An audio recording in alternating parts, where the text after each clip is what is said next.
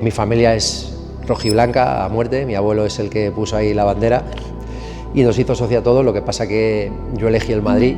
Soy uno de los jugadores que también dentro de la fábrica se ha mencionado mucho, he ido subiendo cada categoría. Cuando debuta cualquier jugador me pongo un poco en su situación, luego ya pues, selección española con Torres, Iniesta, campeón de Europa. Cuando debuté no me dio tiempo ni a calentar. Se lesionó, Salgado estaba lesionado, jugó Raúl Bravo de lateral derecho, se lesionó y inmediatamente a mí no me dio tiempo casi ni a calentar. Me acuerdo también otro partido que debutó en la inauguración de la Cartuja y yo a ese partido voy con Vicente del Bosque, en la época que estaba Guti, que estaba Tote, que estaba Hierro, Roberto Carlos, también gente que te rodea que no te influye bien porque tú eres futbolista pero eres deportista, tienes que descansar, tienes que comer bien. Bueno, yo eso no lo hacía como tal. Pues bueno, bienvenidos un día más a un capítulo muy especial para nosotros. Estamos por primera vez en la capital de España, de Madrid al cielo, como se suele decir, y con un invitado de verdad muy especial, que encima es de la época de aquellos galácticos que trajo don Florentino Pérez al Real Madrid. Así que damos paso, ahora sí, al invitado de hoy, ni más ni menos que Miguel Palencia. Un placer, Miguel. ¿Qué tal? ¿Cómo estamos? Mil gracias por venir y bueno... por venir vosotros, que habéis venido aquí a mi centro, o sea que encantado. A empaparnos un poquito del fútbol, el fútbol verdadero, ese que nos gusta tanto a los jóvenes y no tan jóvenes. Y bueno, gracias por acogernos hoy en tu centro de entrenamiento, MVP Training, que está un poquito por ahí que se puede ver. Nada, de verdad, es un placer venir siempre a sitios donde los jugadores que entrevistamos se sientan cómodos y que nos cuenten su historia desde un sitio muy cercano y en un ambiente yo creo que curioso, ¿no? Porque nos vea en un cajón con un banco de pesas, tío, y aquí montando esto, van a flipar. Así que de verdad, mil gracias y a tope. Así que empezamos, yo creo, si quieres. Sí, lo que quieras, vamos a por ello. Bueno, preséntate lo primero. Para alguien que no te conozca, que seguro que habrá gente que no te conoce, pero difícil será. Bueno, lo primero, nada, gracias a vosotros por venir aquí a mi centro. Creo que el sentarte aquí en un cajón pliométrico, el estar en un banco, digamos, donde los futbolistas y la gente que viene aquí pues trabaja, bueno, creo que también es un sitio interesante para hacer un podcast o una entrevista. Y nada, soy Miguel Palencia, jugador de fútbol del Real Madrid, entre otros clubes. Y a día de hoy pues soy entrenador personal, ayudo a futbolistas a que alcancen su mejor versión y no solamente a nivel físico sino también a nivel mental, que es súper importante, y evidentemente también aquí en el centro de entreno pues viene gente de salud. Tengo unos cuantos entrenadores para poder trabajar con ellos, así que muy bien. Y luego pues en Rama y Televisión, que al final sigo con el fútbol ahí en vena, todos los fines de semana, entre semana, con el primer equipo, con la fábrica, que me encanta, comentando partidos y bueno, la verdad que bastante liado durante el día, pero sigo con el fútbol siempre presente en mi vida, así que encantado. Lo comentamos siempre a los entrevistados que venís, los que os dedicáis al mundo del fútbol, una vez os retiráis, casi siempre vuestra vida sigue muy ligada al mundo del fútbol y en tu caso por ambas vías, tanto en el tema de entrenamiento con tu propio centro que tienes aquí en Madrid y también trabajando en Real Madrid TV, una televisión de un club, para mi gusto, el más grande de la historia, seguro. Y bueno, ¿qué se siente, no? Ahora ver desde fuera un poquito el primer equipo, ese primer equipo donde hace no muchos años estabas tú ahí jugando, debutando en el Bernabéu y joder, cuéntanos un poquito. Bueno, primero me siento afortunado de poder estar comentando, como digo, partidos de cantera de la fábrica y estar ahí al pie del cañón con las previas, con los partidos, postpartidos del primer equipo. Y bueno, pues la verdad que sí que, aunque yo comente, pero siempre todavía me siento como futbolista, ¿no? Y muchas de las cosas pues las pienso como futbolista. Y es cierto que bueno, pues la experiencia con el primer equipo es brutal. Cuando debuta cualquier jugador me pongo un poco en su situación, ¿no? Cuando debutó Asencio y la carrera deportiva ya que le espera, cómo lo aprovechó, los partidos que jugó a ese nivel. La verdad que hecho la vista atrás y bueno, te sientes identificado con ese canterano que lleva tanto tiempo en el club y que te dan esa oportunidad, ¿no? Hay otros que la aprovechan más que otros jugadores, como puede ser Asencio, pero bueno, siempre es un placer y es un honor estar cerca del Real Madrid. Y siendo comentarista, ¿cómo se vive, por ejemplo, aquellas remontadas de Champions, ese espíritu Santiago Bernabéu?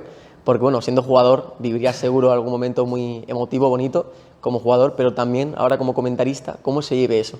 Bueno, la verdad que ahí en plató, cuando nos ha tocado vivirlo en el Bernabéu o digamos, en los estadios donde se han hecho las finales, bueno, es una tensión, lo vives.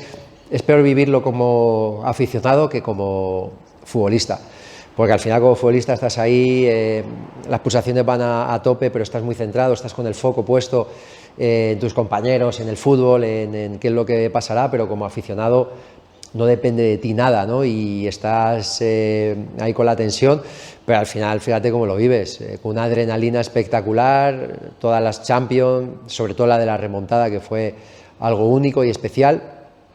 Y además lo vivimos, cuando vives en plató hay muchísima gente, cuando estás en el Bernabéu hay mucha gente, no solamente los aficionados, sino gente que trabajas con ellos, ¿no? Día a día y se hace muy especial, la verdad. Y al final también, desde el punto de vista del comentarista, también lo que han mencionado en el caso de Asencio.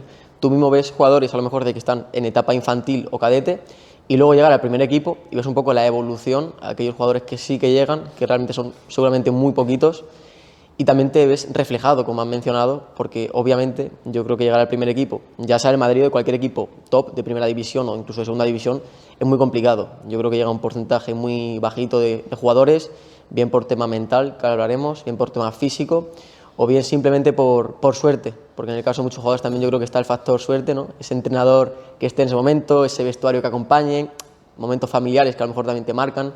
Entonces, preguntarte también tus orígenes, ¿vale? Desde siempre has estado ligado al Real Madrid desde que eres canterano, estuviste previamente en el equipo a lo mejor del barrio, ¿o cómo fue eso?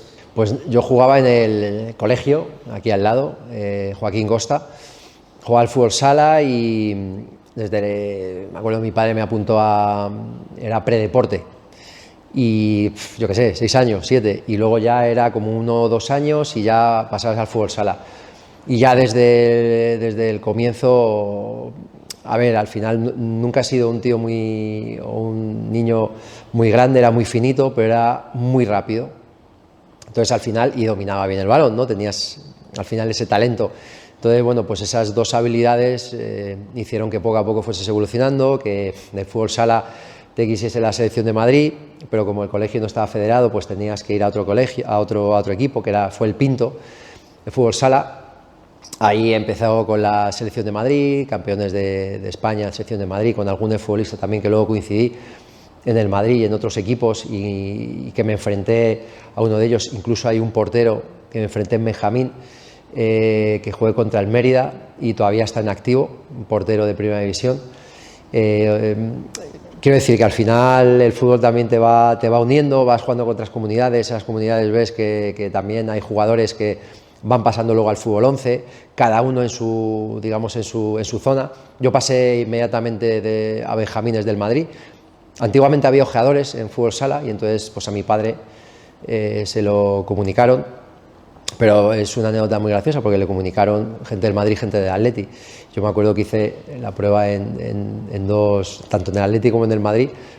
Mi familia es rojiblanca a muerte, mi abuelo es el que puso ahí la bandera y nos hizo socio a todos. Lo que pasa que yo elegí el Madrid, hice las dos pruebas. Es verdad que mi familia tiraba más para el Atleti, pero cómo me trataron, instalaciones, la apuesta que vi por mí, o en este caso mi padre, pues hicimos las maletas, iba a decir, pero simplemente cambiamos de carretera en vez de para un lado para el otro, y entonces llegamos a la cantera del Real Madrid con 9 años. Ahora ya te digo que me corre la sangre blanca totalmente, y a partir de ahí pues subiendo escalones. En algún momento me subieron de categoría, luego ya pues selección española con Torres, Iniesta, campeón de Europa, y bueno, hasta debutar con el primer equipo y todo lo que vino, ¿no?, como profesional. Así que es un poco así a grandes rasgos todo mi carrera, ¿no? Al final también, como has mencionado, tenemos también luego la parte de que en las categorías inferiores vas con la selección española sub-16, sub-17 y claro, compartes vestuario en esas concentraciones en el Europeo sub-16, en el Mundialito, en el Mundial, mejor dicho, sub-20, sub-17, perdón, y comparte vestuario con Iniesta, la persona que luego hace a España la absoluta campeona del mundo, con el niño Torres, que también nos da una Eurocopa. ¿Cómo era compartir vestuario a esa edad con esos jugadores? O sea, ¿ya despuntaban maneras para decidir? Sí, pero despuntábamos todos. Luego lógicamente Iniesta sí que era el que despuntaba más, sinceramente, porque era muy pequeñito, no era un futbolista que hablase mucho, era bastante introvertido. Yo siempre me he llevado muy bien con él, pero era diferencial. O sea, cómo llevaba la pelota, los primeros 3 pasos que tenía era diferenciador ya, desde esa categoría. De hecho, en la liguilla o sea, en el europeo, pues hay una liguilla previa, eliminatoria para pasar a octavos y demás, ¿no? Y nos toca contra Alemania el último partido y los alemanes le lesionan, van a por él a tope y le lesionan. Mal hecho, ¿no? Pero se supo que era un poco, no que fuesen a hacerle daño, porque con 16 años pues al final tampoco tienes esa maldad, ¿no? Pero sí que al final si te inculcan, oye, este es el futbolista que el mejor de la selección, el que se diferencia, tal, hay que estar muy pendiente. Entonces esa euforia del jugador alemán hizo que le lesionasen. Luego al final fuimos campeones, pero sí que lesionaron al mejor del equipo. Luego jugamos el Mundial sub-17, hace poco me han pasado el vídeo, fíjate, qué casualidad. Jugamos contra Mascherano, Tevez, Maxi López. Claro, yo no recordaba que perdimos 4-2, el partido bastante igualado, pero bueno, mira, son anécdotas que echan la vista atrás y a lo mejor en ese campo de fútbol había 5 o 6 jugadores que han sido top mundial y van a ser top mundial y leyendas del fútbol. Y al final, luego cuando lo extrapolamos al propio Real Madrid-Castilla, que ya pasamos un poco a tu etapa más profesional, en el propio Real Madrid-Castilla luego salen jugadores que, como tú bien has dicho, luego han despuntado en grandes ligas, en grandes equipos, compartiendo vestuario es que se vienen a la cabeza tantos jugadores con los que has compartido vestuario que luego han llegado y otros tantos que tampoco que no han llegado, que también luego te puedes ver las alineaciones, dices, joder. Sí, el fútbol nunca se sabe,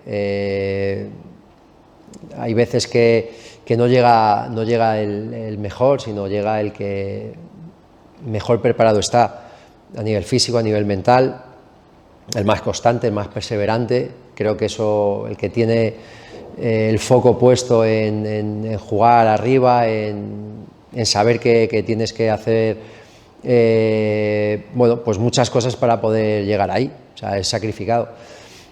Y al final llegan los que tienen que llegar. Evidentemente hay un ápice de suerte, siempre, por cómo te rodees, el representante que cojas, el entrenador que tengas, la ayuda externa que tengas, tu cabeza.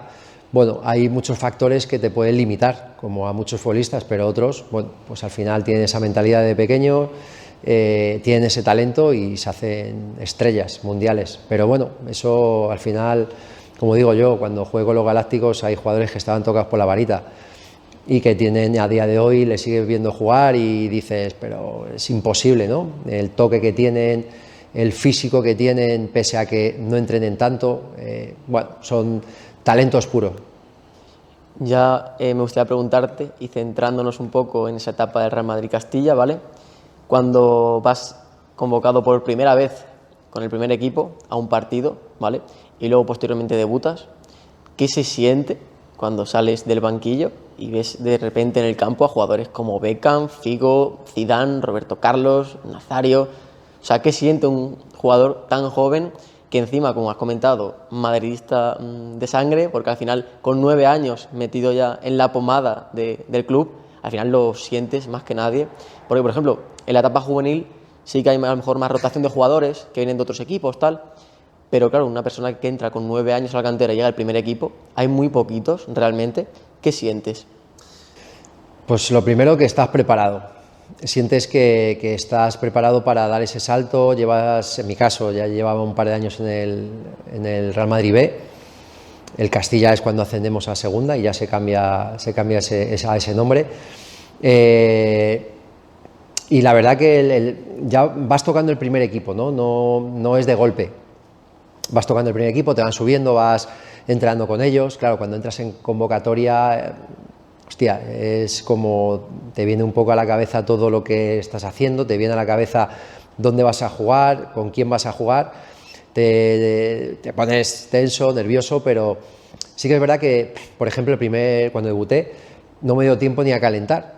Se lesionó, Salgado estaba lesionado, jugó Raúl Bravo de lateral derecho, se lesionó y inmediatamente a mí no me dio tiempo casi ni a calentar, con lo cual estás en el banquillo, estás tranquilo, estás con motivación, con tensión, pero no es lo mismo que salir, ponte a calentar, empiezas como ya a generar esos nervios. A mí no me dio tiempo, fue salir directamente y la verdad que no pasé ni nervios ni tensión. Sí que es verdad, un partido contra el Betis, creo que fue en el Bernabéu, que me sacaron desde el minuto 46, o sea, al principio de la segunda parte, y claro, el ambiente del Bernabéu es otra película y sí que estaba en tensión. Al principio estaba como, no sé si quiero salir, porque además el partido estaba roto, era un partido bastante competido, pero a medida que iban pasando los minutos, pues digo, que me saquen ya, que me voy a comer el césped, voy a correr aquí como un animal.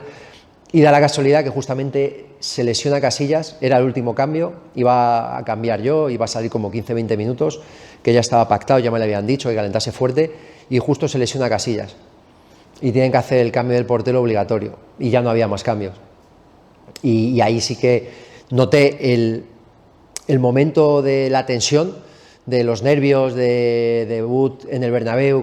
Yo había debutado, pero en el Bernabéu no había jugado con el primer equipo en ese momento, y entonces noté la tensión, pero inmediatamente cuando tú ya te vas concentrando, vas calentando, vas entrando en calor, noté ese fuego que tienes dentro y que dices, estoy ahora para salir y poder ayudar y demostrar, y te comes el mundo con 20-21 años, imagínate. Uno, cuando está en esa situación, ¿nota la exigencia? O sea, ¿tú eres consciente en ese momento de me están viendo 80.000 personas o las que estuvieran ese día viéndote? ¿Eres consciente de la exigencia, la repercusión que al final tienes en el mundo de la televisión, de la radio, el mundo de los periodistas, que siempre es un mundo a lo mejor que si no estás bien preparado puede hundirte? Porque hoy en día es tema de redes sociales, a lo mejor los jugadores que se cierran de repente Twitter, se cierran de repente Instagram. En tu época no tendríamos tema de redes sociales, pero sí que había radio, televisión. Sí, claro. Y al final, en tu casa, tus padres, la gente que te quiere, tus amigos, podían escuchar a lo mejor cosas claro. que si tú las escuchabas te podían doler, ¿no? A ver, preparado estás para todo ello. Llevas desde pequeño yendo a torneos. Yo he vivido con 12 años para 13, el primer torneo internacional que se hace en Navidad, o sea, está al caer. Ahora va por el 23º, yo hice el primero y me dieron el mejor jugador. Además, estaba Torres en el Atleti, estaba Iniesta ya en el Barça. Ahí ya había focos, ya fui al larguero, ya te llamaban por la radio, y luego vas atravesando diferentes etapas: selección española, radio, televisión, ir al AS, ir al Marca. Me acuerdo también otro partido que debuto en la inauguración de la Cartuja. La Cartuja que conocéis, pues antes había otro estadio, inauguran la Cartuja en un triangular, Real Madrid, Sevilla y Atlético de Madrid, y yo a ese partido voy con Vicente del Bosque, en la época que estaba Guti, que estaba Tote, que estaba Hierro, Roberto Carlos, Owen, o sea, Raúl. Entonces, al final vas viendo lo que es el Madrid y tú te comportas como tiene que ser. Dentro del terreno de juego, fuera, tú ya te estás acostumbrado, pero sí que no eres consciente de la repercusión que puede tener un acto, un pase malo, un partido malo o un partido bueno. No sabes la repercusión, no eres consciente de ello, evidentemente, nadie lo es. Ahora sí que puedes ser más consciente por temas redes, no estás más al loro de todo eso, pero antes no eras tan consciente, pero sí que estás preparado porque te van preparando. Al final el Real Madrid, aunque entres en Benjamín, ya lo que te inculcan ahí es respeto, es competir al máximo, rendir al máximo. Es una exigencia que no lo hay en otros equipos. Cuando yo he salido del Madrid a otros equipos de otros países de primera división y no he tenido la suerte de ir a un Inter o a un Bayern, pero aún así galácticos que se han ido a otros equipos no dicen que no tienen nada que ver lo que es el Real Madrid, lo que es la entidad, lo que es la repercusión del Real Madrid. Al final lo que se dice mucho, que fuera del Real Madrid hace frío. Hace mucho frío, sí, totalmente cierto. Y luego, bueno, al final, al estar tan joven metido en un Real Madrid, en el primer equipo, los Galácticos, tenías cerca de tu entorno colegas que te decían, tío, cuéntame alguna anécdota. Hombre, todos, claro, sí, todos. Y cómo es este, y cómo es el otro, y cómo es en concentración, y con quién te pones en la mesa, y con quién hablas más. Era todo preguntas, ¿sabes? Imagínate con 21 años. Y en aquella época que no se sabía tanto, o sea, porque no había tantas redes sociales, me refiero. Ahora sabemos la vida de cada uno de pe a pa, pero antes no, entonces te preguntaban mucho y claro, mi entorno estaba flipando, ¿no? Como se suele decir, pero también te digo que al final estaban medio preparados, ¿no? Porque al final siempre es uno de los jugadores que también dentro de la fábrica se ha mencionado mucho, he ido subiendo cada categoría, debuté joven, ya te digo, el partido de la Cartuja, que no era oficial, pero ahí tenía 18, 19 años, me subieron a entrenar con el primer equipo con 16, uno o dos entrenamientos, o sea, al final, y todo eso tu entorno lo sabe porque lo cuentas, ¿no? Entonces, bueno, pues saben que puedes de alguna manera llegar y que estás ahí en ese camino. Te sacan en el periódico, te sacan en la tele, cuando en muchos casos también, no solamente cuando estés con el primer equipo, sino torneos o eventos que se hacen con la fábrica. Entonces, al final, de alguna manera, pues, como digo, estás preparado y están preparados, tu entorno, tu familia, pero al final no son tampoco conscientes de la repercusión que puede tener.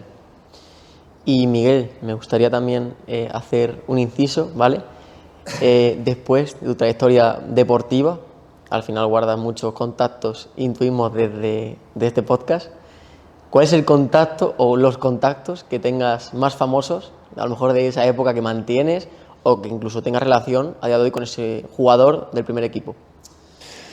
Hombre, a día de hoy Roberto Carlos es el contacto más famoso, pero es verdad que también dentro de los veteranos, que tenemos un grupo, pues ha entrado Pepe, ha entrado Marcelo, entonces esos contactos también los tengo. Iván Campo también está.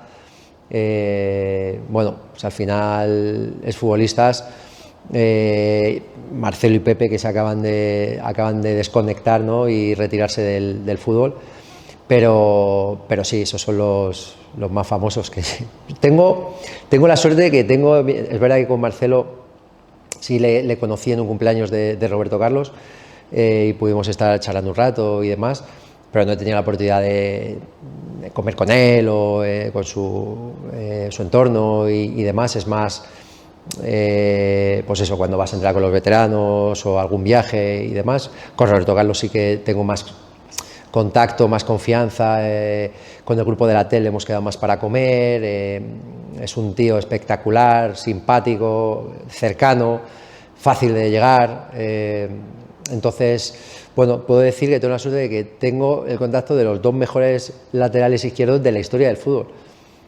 porque es así. Bueno, está ahí también Maldini, ¿no? Pero izquierdos, digo, pero es verdad que tengo esos contactos. Y bueno, pues al final estás dentro de la dinámica de los veteranos también, te hace que llegues a ellos. Y tristemente, porque la verdad que en mi opinión es algo triste, pasas de estar en la pompa, en la cresta de la ola del fútbol, del primer equipo, a de repente desaparecer un poco del radar del primer equipo, estar en segunda división con el Real Madrid Castilla, que de hecho desde esa temporada no sé si se mantuvo bastantes años en segunda, pero luego ya, míralo, bueno, filiales como el del Barça, que al final es una cantera, ¿no? La Masía, tienes el filial en segunda ref. O sea, al final el nivel que tiene a día de hoy segunda división es enorme. y que estuviese el Real Madrid Castilla en su época, creo que es algo histórico y al final poder disfrutarlo como jugador sería también bonito. Y el tema de una vez llegas al primer equipo, de repente desaparece y vas a segunda, ¿qué pasa después para en 2-3 años dejar el fútbol? Bueno, no fueron 2 o 3 años, pero sí lo dejó joven. Bueno, yo toda la vida he estado en el Madrid,